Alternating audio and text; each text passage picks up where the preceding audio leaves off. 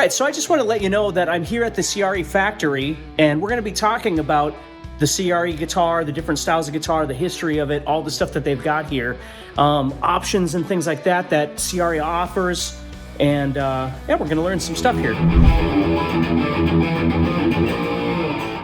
So, give me the history of the Ciari guitar and kind of walk me through the early stages of Ciari and where we're at now, if that's cool. Sure.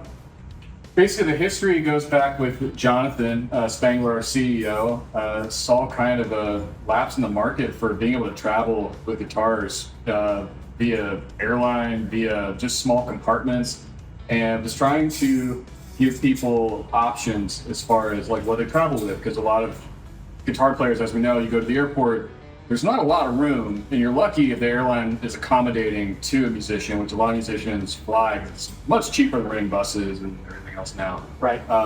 So what he's done is built a professional guitar that travels. It folds essentially in half. Right.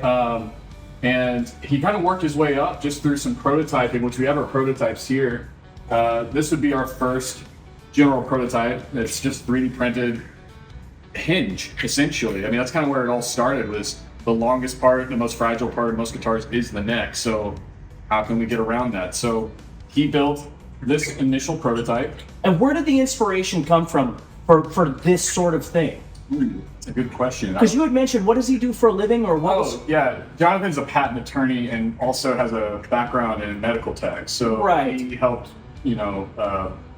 make different equipment, I believe, for like spine to hips and stuff. Because you say that, and then I look at that and I go, oh. Yeah, and he has a very particular process with unfolding and folding guitars. It's almost set up like how medical professionals would do it in a very routine type of fashion. So right. it's really kind of a neat background as far as like being introduced into the music field, the music manufacturing and stuff. Right.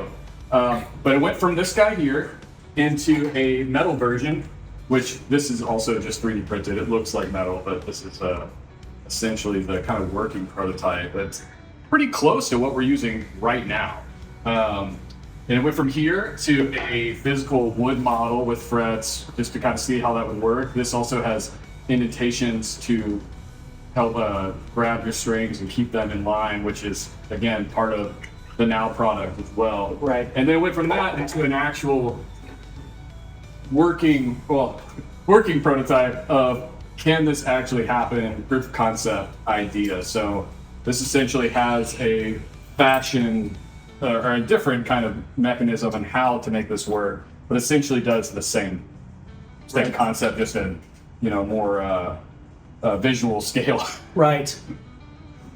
So from there, we basically have now developed a working guitar, which is this right here is our P90 Duo, was using Fishman Fluids pickups. So he's integrated that entire thing into this, which the way we do it is we unfold, we put a little sticker there so you'll know when it's closed how to reopen it. And you're gonna grab, you're gonna fold back, and it locks in a magnet there, and this will fit underneath your carry-on seat or above you in just about any airline. Right.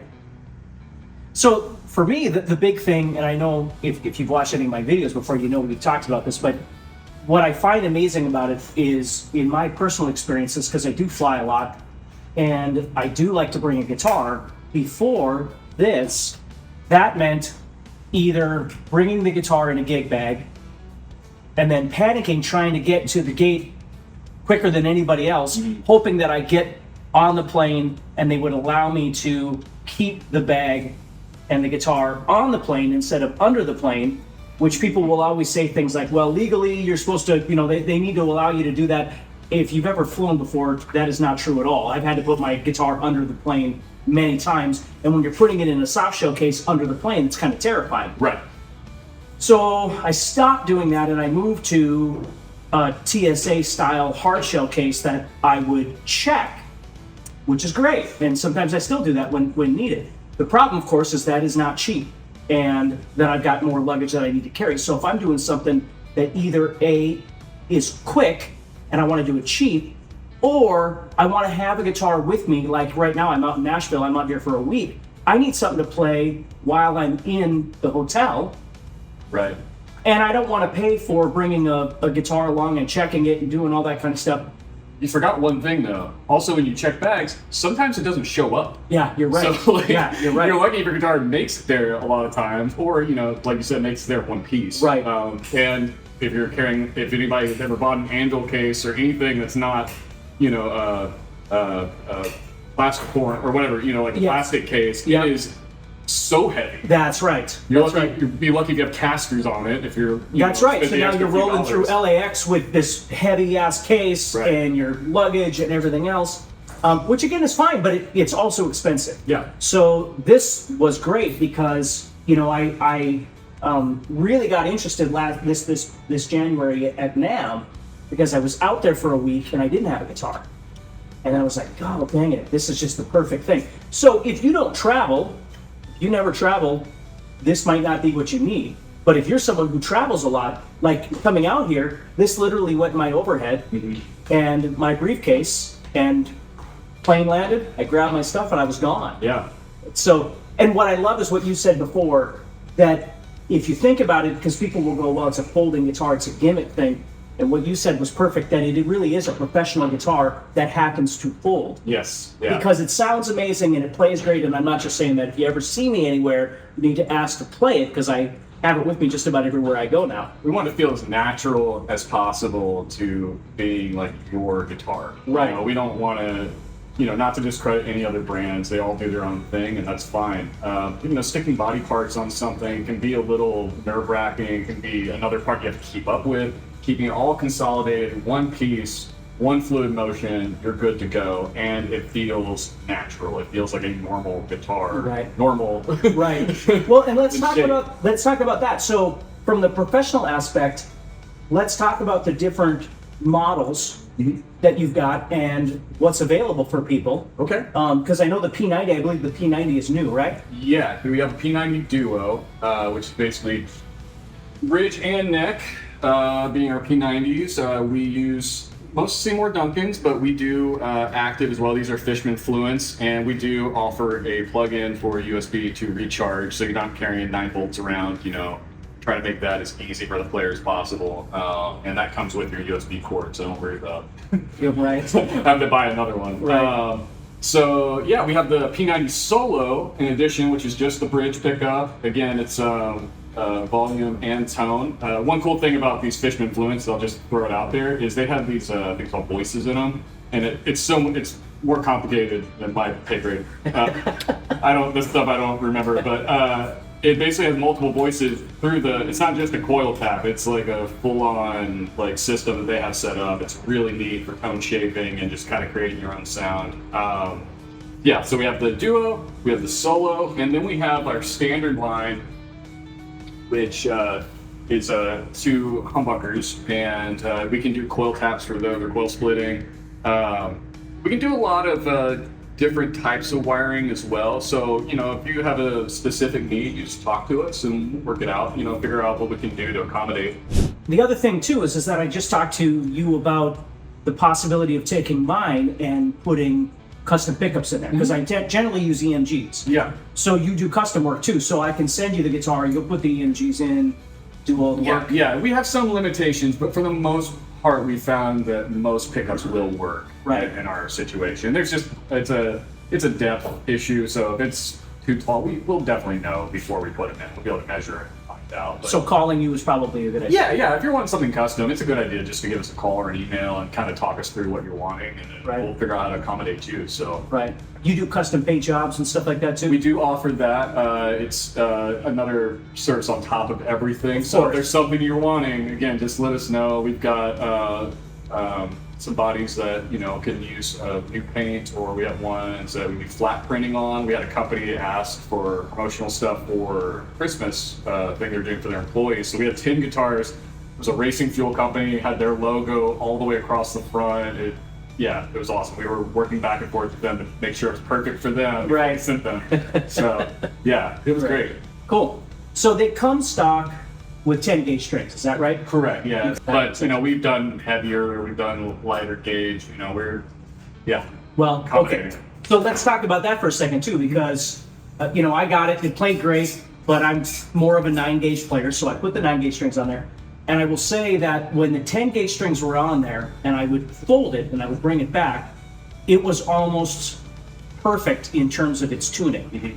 When I put the 9s on there, now when I fold it and I bring it back, it requires a little bit of tuning. Right. And what I found interesting is when I talked about this on some other videos, people are like, "Oh my God, why doesn't it stay in tune?" And I was trying to remind them, like, when I wake up every morning and I go to my studio and I'm going to make video, the first thing I do to my guitar that's been sitting there doing nothing all night is make sure it's in tune.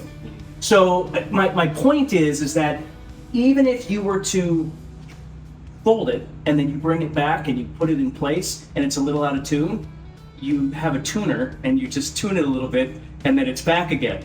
So I just want to explain that because on the 10 gauge I didn't see that at all. On the 9 gauge that I'm using now, it is worth having to tune the guitar, which I do every day anyway. It's worth tuning it because it feels more comfortable to me to play the 9-gauge strings than it is. Yeah, and I'll say that it's the upper echelon of a 90% of it will be in tune every time you take it out, if it was in tune when you folded it. Right. It's like you said, if you're going to show up at a gig, you want to double check everything. Right. You don't just want to plug in and just straight go. Right. We're not all like air clapping, walking in and being like, it's all set up for you, sir. Right. Well, and then there's you're going on a plane, you're coming off a plane, maybe it was X amount of humidity or temperature when you left. And I mean, so my point is if it's possible, try not to get too hung up on the tuning thing because all you have to do is tune the guitar and then you're ready to go. So then the next thing is moving from that. Could we talk a little bit, because I saw the Plekking machine. Mm-hmm. So you guys Plek every single one of these? Yeah. Everything is done through the Plek, and the Plek measures our accuracy by 10,000ths of an inch. So we can work our way actually over to the Plek machine. Sure. A body up there right now that just went through a final scan and needs a minor adjustment. Okay. So, but yeah, let's Should we go over through there? it. Yeah. All right, perfect. So, do you know Joe Glazer? Yeah. Local luthier? Yeah. So yeah, he sort of brought Plek to the country. He sort of is helping get Plek machines set up in shops here. And he met our CEO, Jonathan, at NAMM.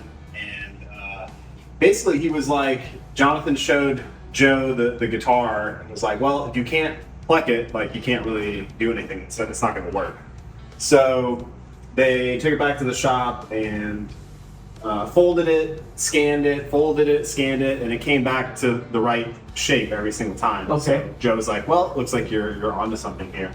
So Joe Glazer has been a part of the company for a while now, and he helped get us set up with this Plek machine. So basically what this does is it does a scan here, and the green line is where the ideal spot where you want the tops of the frets to be. Okay.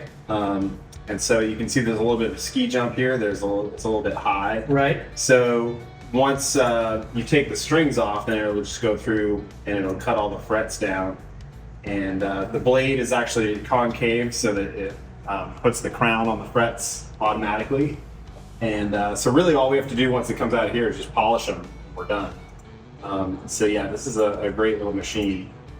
It also it planes the board, and it'll cut the nut slots for the strings. And it's just super accurate, and every single neck we produce here goes through the Plek machine. So that's pretty cool. So how long does it take to Plek it then? About 20 minutes to cut the frets, and a nut cut is about 5 minutes. Planing a neck is 10-15 minutes, so Wow. it doesn't take too long. That's awesome. And it's cool that we can just let it go and then do other things while it's working. So it's pretty cool. Right. So it's a third employee. Yeah. Well, yeah, I mean, I know, like I mentioned, I know Sweetwater has a Plekking machine, and that's become really, really popular to get them really dialed in. Yeah. So when you play it, everything feels comfortable and feels more symmetrical and smooth across the fretboard. So Yeah, it's really valuable to what we do here. We really couldn't have the hinge in the middle of the neck without the Plek machine. It's just you can't just estimate, it has to be exact, Right. So. That reminds me, if we can come back over here, what I think is really interesting.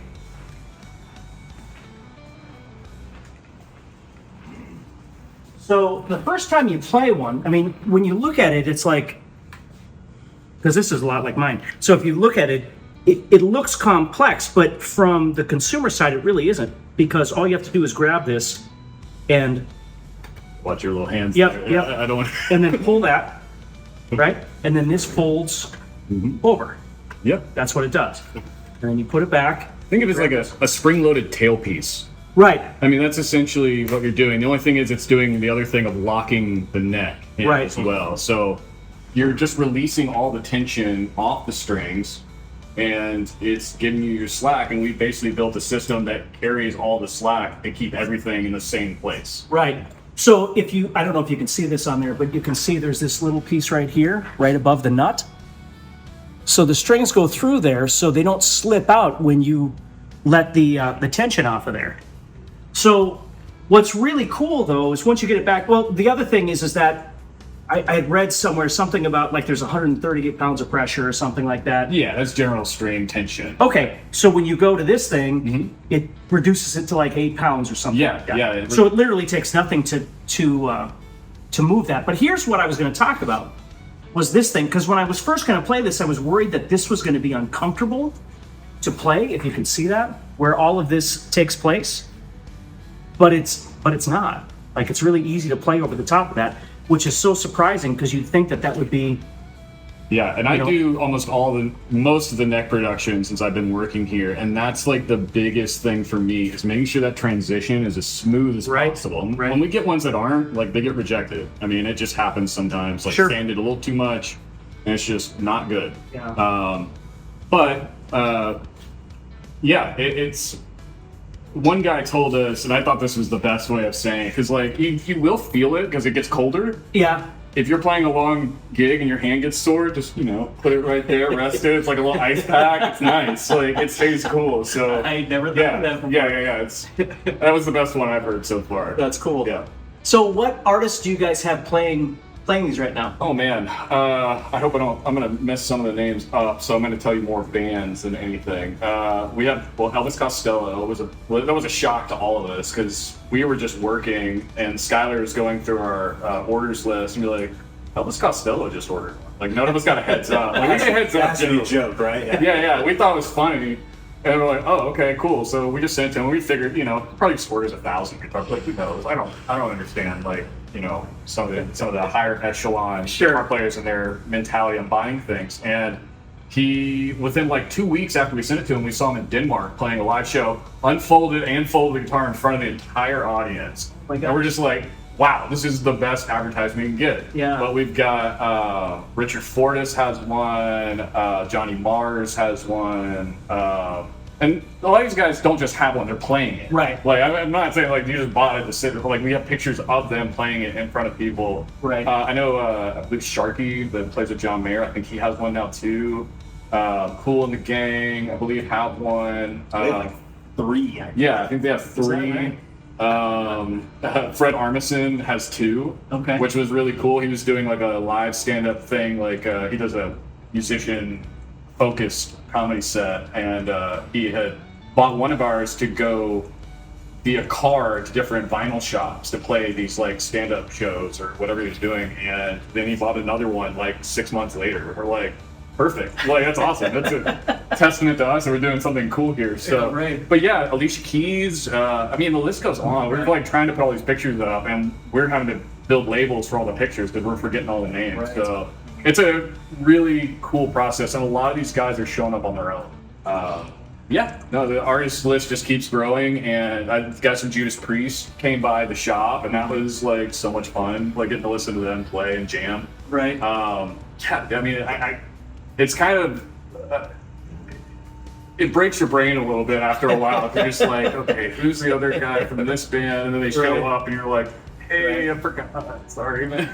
No, I think that's amazing because it just shows it's a testament to the quality of the instrument. And for me, again, I'm not getting paid to say this. I just think it's amazing. Like, when I was at NAMM this year, people always ask me, what was your favorite thing that you saw? And this was it, which is why I'm here right now. This was the thing. I was like, man, that would have saved me, because then a couple of days after NAMM, I had to play with some guys. I hadn't played for 3 days other than a little bit at NAMM because I didn't have anything to practice on. So that's when I got a hold of the gentleman behind the camera. Yeah. And I was like, I got to figure something out. And that's the other thing is like, you know, when you travel with like a gig bag, especially if you're traveling one, it's just a solo, there's not really a whole lot of real estate in that bag for other things. So like, not only do we have the gig bag that comes with the guitar, we also offer a backpack as well, which can carry your clothes, can carry pedals. I mean, we really set up that as a travel bag. It sits on your roller bag. We've got the slots for it. We've got all the extra padding to keep you like, you know, cool and not like get all sweaty carrying it through the airport. Because we all know, especially in Nashville, gate C26, for whatever reason, is always your flight when you have gear. No idea why they do that. You feel like the Nashville airport would accommodate the musicians a little better, be like, hey, maybe we should put those more frequent guys carrying all the big equipment. You know, you got to keep the hippies over on the other side. Yeah. No hate to BNA, but come on. Like, yeah. That's great. Well, thanks. I appreciate the information. This has been awesome. Yeah, absolutely. Thanks for, you know, coming by and really, like, we're just glad you like it. That's Yeah, awesome. very cool. Thank you.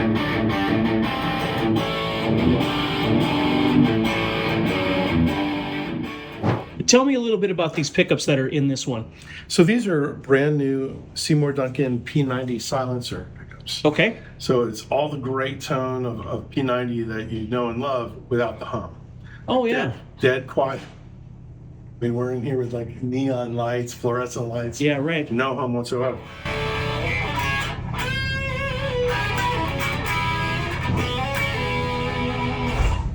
And those come stock. with it. Dead quiet. Well, that's great. So yeah, it's an option. It's a $100 item.